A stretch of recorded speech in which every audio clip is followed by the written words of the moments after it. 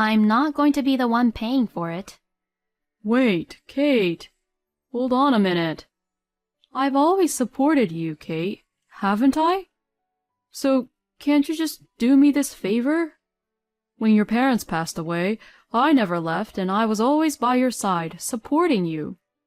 Did you get close to me because you thought my parents were corporate executives and you could count on what I would inherit from them? No, that's... I see. So you were after the money from the beginning, huh? Well, so what? What if I was? But that's not the only thing I was after. I also thought that you... Was it fun for you? To have a wife who earns a lot for you? That's not what I said. Did you think that if you impregnated me quickly, that I won't run away from you? Well, it's what I deserved, don't I? I've done everything for you. I've done everything you've asked, you know. You've done everything I asked for? Oh, please. You did that for your own desires, wasn't it? Thank goodness I didn't get pregnant. My name is Kate. It has been 8 years since I got married to my husband, Harry. We don't have any kids at the moment, but this is what we always talked about, even before my husband and I got married. I have been working in a consulting company and I love my job. My husband has been saying that he wants kids, but it's not like he wants to raise the kids. Even though Harry says he wants kids, he could not seem to let go the perception that taking care of the kids are something what women do. And he would say that as if it's a normal thing, and he probably thought that I was supposed to raise our kids. I understand your feelings, Harry, but I have no intention of raising a baby yet. Why? Because I want to keep doing my job. But I do think that a baby would need his or her mother's love. Well, all children should grow up with love from not just by their mothers, but by everyone, right? But I can't do that right now, so I'm glad that you want to marry me. But if you want kids, it'll be a little complicated, but I think you should choose to be with someone else. Someone else? I can't think of being with someone else than you. I want to get married to you too, Harry, you know. But I just can't change my mind here. He seemed to take it very seriously, and the subject of kids came up several times after that. After everything we discussed about having kids, I still want to marry you, Kate. I've come to think that as long as you're with me, I don't have to have kids. I see. Besides, there may come a time when you want to have kids, right? Well, I don't want you to linger on to any hope like that. I can't really tell at the moment if I would or not, you know. We talked about the subject over and over, and then we got married. My parents and his parents agreed with our decision, and I think our marriage was going great. My husband and I first met in college. He joined the club I was in when he was a freshman, and I was a junior back then, and at the club we got to know each other and began to go out. We both loved movies, so we belonged to a movie critique club and had a lot of discussions. We often went to the movies together because we liked the same genres of movies. One day, my husband asked me to be his girlfriend. I also loved my husband and thought that if I were to get married, it would be to him. But you only live once. I didn't want to compromise too much in my marriage. I never told my husband about this, but what he said on "there may come a time in the future when I would like to have kids" was spot on. It's not that I don't want children. It's just that now is not the right time for me. I wanted to devote my time to work. But if I said that, I would just give hopes to my husband. I felt like I was tricking Harry if I married him by saying, maybe I will want a baby, and I knew I shouldn't do that. And now we have been married for 8 years. We still don't have any kids yet. I was beginning to feel that I should focus on my job for 2 more years, build up my performance and skills, and then think about having kids. Of course, I didn't tell my husband about this. To give him hopes like this would be to belittle the conclusion he made 8 years ago after discussing about it and giving it a serious thought. For the past 8 years, our marriage had been really good. But then, one phone call would change my husband and my life forever. It was a call from the police. My parents had been involved in an accident and were rushed to the hospital. So I rushed to the hospital, but I couldn't make it in time as my parents passed away. When I had dinner at my parents' house a week before, they were both smiling cheerfully. And even 3 days ago, I was just on the phone with my mother. She sounded great. And yet, there they were, both of them, lying cold, right before my eyes. It was so difficult for me to accept what had happened to them. It was my husband who stood and supported me in my grief. After the funeral, even though Harry was a bit uncoordinated, he took care of the things around the house for me, who couldn't go to sleep because of my grief. My mother-in-law, Sarah, also rushed over and cooked us meals. Seeing this, I felt a little better knowing that I wasn't all alone. But this relationship would be destroyed because of what I would inherit from my parents. Money changes people. I never thought that this would actually happen to me in real life. During the week I was absent from work due to bereavement, I was able to live and eat well, with the support of my husband and Sarah. But I had a job that I had to go to. I couldn't just be in bed, crying all day. So I got myself together and went to work. My coworkers and bosses welcomed me back to the company kindly. My direct boss even tried to reduce my workload, but this didn't help me at all. At the moment, I just wanted to get a lot of work done and forget about my grief and sadness. I asked my boss to increase the number of the cases which I could be in charge of.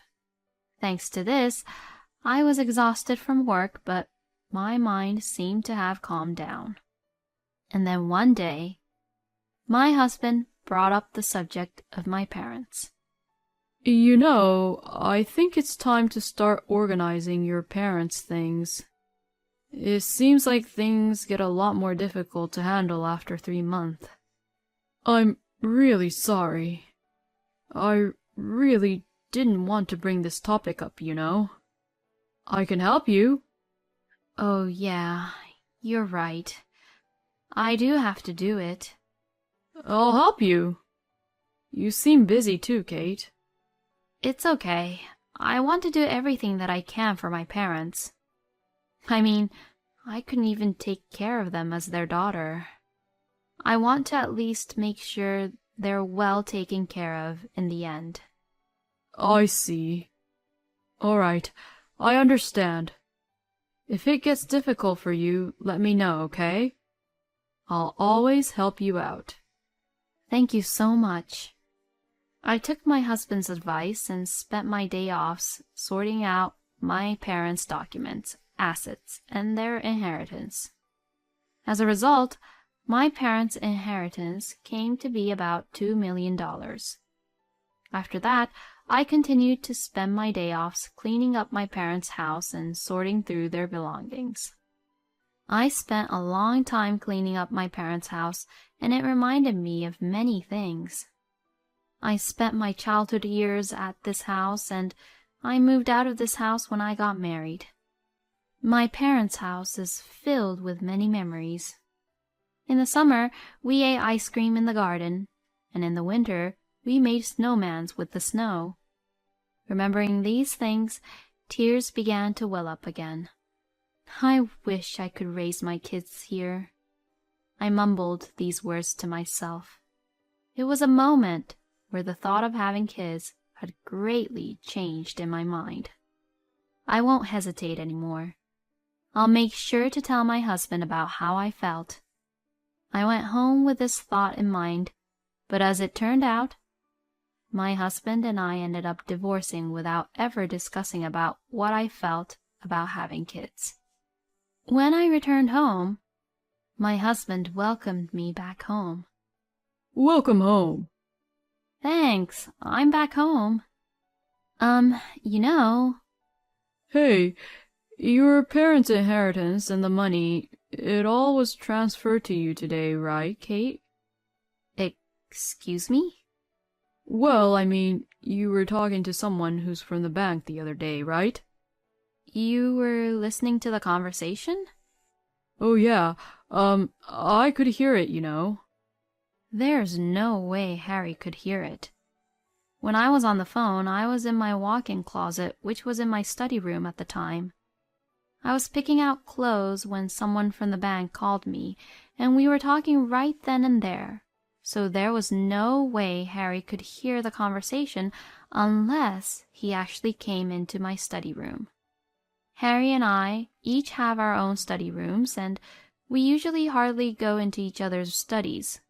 But if he heard my conversation, then that means that my husband was the only one who came into my study room at the time. Something feels wrong. I was feeling so happy just now. It's planned that you'd inherit $2 million, right? What? I didn't tell you about that, right? Oh no, I saw a written memo which I found on the floor a few days ago. He's lying. I did write it as a memo, but that memo was written on my schedule planner. So that means that Harry actually went through my stuff to see it. I didn't receive it yet. Oh? Really? Well, you see, I have a lot of work to do right now, so I don't have time to actually receive it. I see. My husband didn't ask any more questions other than that. But he seemed somewhat restless. Is it just me, or is Harry acting strange? It is not possible for Harry to be blinded by my parents' inheritance. He was the one who tenderly cared for me when I was grieving. Of course, that would never happen. That's what I kept on saying to myself. But the next day, what I had thought was completely different. Because Kate and her husband, John, came over and I found out their true nature. I'm home. Oh, welcome home, Kate. Oh, Sarah? And John too, you were all here? Yes, because today is a celebration. What are we celebrating for?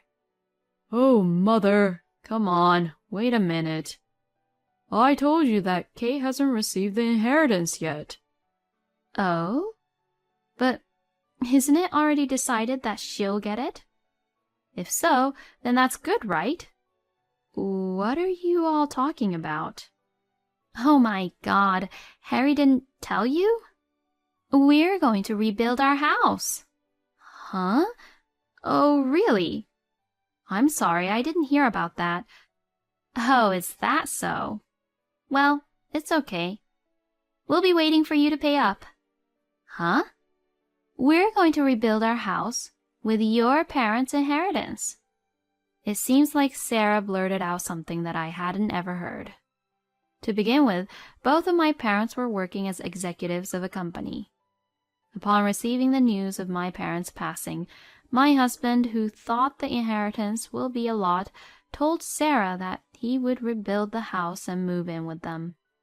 And of course, he was planning to use my parents' inheritance money to rebuild his parents' house. You've got to be kidding me. Who would even go along with that ridiculous idea? I'm not going to be the one paying for it. Wait, Kate, hold on a minute. I've always supported you, Kate, haven't I? So, can't you just do me this favor? When your parents passed away, I never left, and I was always by your side supporting you. Did you get close to me because you thought my parents were corporate executives And you could count on what I would inherit from them? No, that's not it. I just remembered, you know. Before we started to go out, you kept on asking me a lot about my parents, didn't you? What was that for? No, that's... I see. So you were after the money from the beginning, huh? Well, so what? What if I was? But that's not the only thing I was after. I also thought that you... Was it fun for you to have a wife who earns a lot for you? That's not what I said. Did you think that if you impregnated me quickly, that I won't run away from you? Well, it's what I deserve, don't I? I've done everything for you. I've done everything you've asked, you know. You've done everything I asked for? Oh, please. You did that for your own desires, wasn't it? Thank goodness I didn't get pregnant. Hey! Kate, you do know that by not having kids, you're not taking care of us as your parents-in-laws, right? So, you should at least contribute and pay for our new house. No way. I have no obligations to do so. Because I do not intend to continue our married life that I have with your son. What did you just say? Oh, Mother, just stop it. I did get along with Kate for the money anyways. If we get a divorce, she'll be the one who'll be in trouble. Because I'll take half of what she owns anyways. Well, it's fine with me if we get a divorce. Getting half of what you own is much better anyways. Is that so? Well then, can you just leave now since we're getting a divorce? Huh? Why should I be the one to leave here? Well, that's because I own this house and it's under my name. Oh, then are you going to pay for the rent? It costs about $3,500 per month, so can you handle that? How dare you make fun of me? Of course I can pay that much. Oh, I see then. With your monthly salary of $2,800, I didn't know you could afford this rent. Were you investing or something? Well then, I guess I should leave, huh? Now, wait a minute. Actually, I wasn't really fond of this house from the beginning. So, I'll be the one leaving, but that's not because I can't pay the rent, okay? Okay, if you say so. Well then, please kindly leave. It's unfortunate that half of what you own would be taken away in the end, Kate. Sarah said that to me while she looked down on me. But, in any case, John, what was the point of you being here for? He was just silent the whole time. He never, ever said anything, so I really don't understand why he was there. After that, I expected that some things might go wrong with my divorce to Harry, so I hired a lawyer. And just as I expected, both Harry and Sarah was being a hassle throughout the whole divorce proceedings. Well, of course they'd act like that. Because they never got my property or the inheritance from my parents. My husband thought that he could at least receive $1 million from the inheritance, but he had no idea that inheritance doesn't apply to common property. He really must be an idiot. But Harry did try to take the common properties away from me. And he even claimed for $100,000 for it. But this is where his father John came in. It turns out that John was so fed up with his wife and his son during that talk, and he was completely agreeing on the divorce, and was also thinking of divorcing Laura. Laura desperately pleaded John not to leave her, and he said he wouldn't leave and divorce Laura on the condition that she would not receive any money from me. Laura, not wanting to get a divorce, desperately tried to persuade John, but in the end, she agreed to not receive anything from me. I'm glad you came in handy, John. I guess he wasn't being silent for nothing. Plus, John was the only one who contacted me to apologize. At that point, John promised me to keep both Harry and Sarah under his surveillance so that they wouldn't harass me, and he gave me his condolences to my parents. Since then, my husband and I got divorced and I was finally free. My ex-husband called me once to try to get back with me, but I ignored him. I had no obligations to help him as well. Harry and I have been living based on my earnings, and since then, John has been managing all his money, so I guess he won't have any freedom at all anymore. Harry and Sarah deserves what they got. I, on the other hand, decided to move out of the house and live back at my parents' house. And 4 years later, I remarried, and I am now pregnant. I am grateful to have a child, even though I am over 40 years old. I hope to be able to eat ice creams in the garden with my son. So Harry was after Kate's money from the beginning. And saying things like how Harry wants a child makes it seem like he totally sees kids as a tool to get his own way. Harry for sure will not be able to lead a good life from now on. At any rate, I am cheering for Kate's new beginning. Thank you for watching until the end. Please subscribe to our channel.